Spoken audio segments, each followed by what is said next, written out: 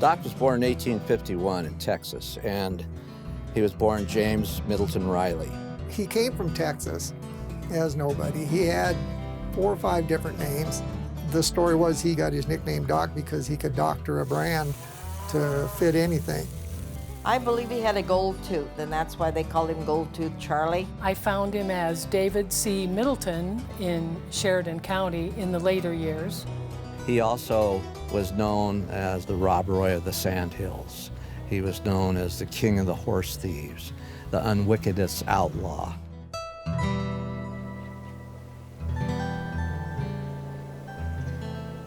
There was a very violent beginning.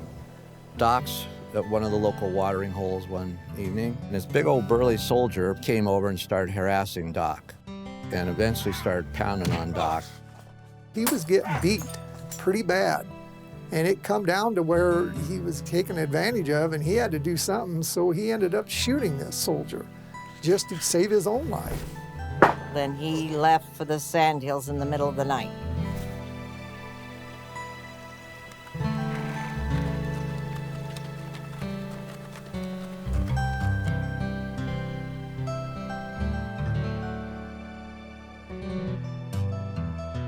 All along and throughout the Sandhills are areas where Doc hung out, hid horses. Kid Wade and the Pony Boys were his underlings, so to speak.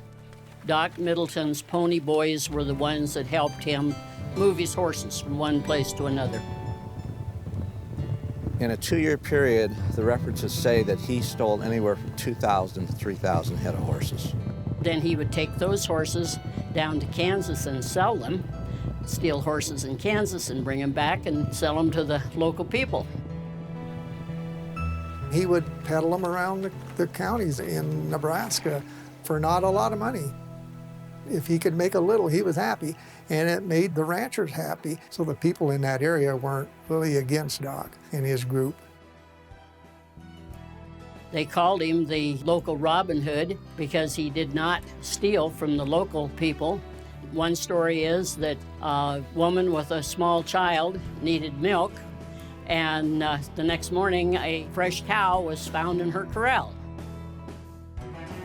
I think the whole story of his whole life is cool in this country because he was like a Robin Hood. He never become hated except for by the law. The guy wasn't a bad guy. He was just trying to make a living. Back when he first started, there was basically no law. And as time went on, they needed law.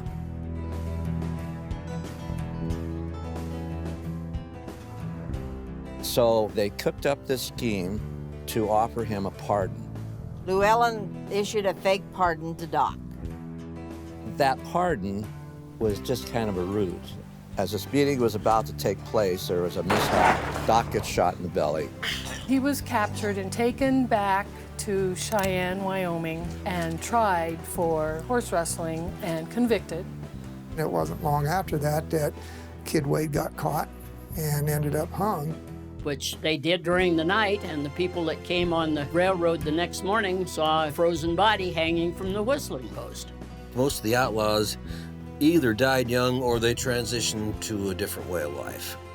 He lived long enough that the transition of the horse to the railroad and then the automobile obviously was going to put him out of business. The railroad was hugely responsible for the settlement of the West. With civilization, you get law, order, and faster communication. Once civilization just takes over and it's necessary to become more civilized, Doc Middleton does that. He went from being a horse thief to a saloon manager. A saloon person has got to be somebody who can sit back and talk and visit with people and befriend them, and he was that kind of guy. He and his son had been running a bar, and when one patron knifed another patron out behind his bar, he got arrested not because of the knifing, but because he didn't have a liquor license. So they put Doc in jail. Doc contracted erysipelas, a terrible skin disease that turned into pneumonia, and 10 days later he was dead. That was the tragedy that turned a finable offense into a death sentence for him. Even though he's an outlaw, somehow or other, there is something noble in what he did. And that's the fascination people have with the outlaws and lawmen of that time, because this is a mythical period in America.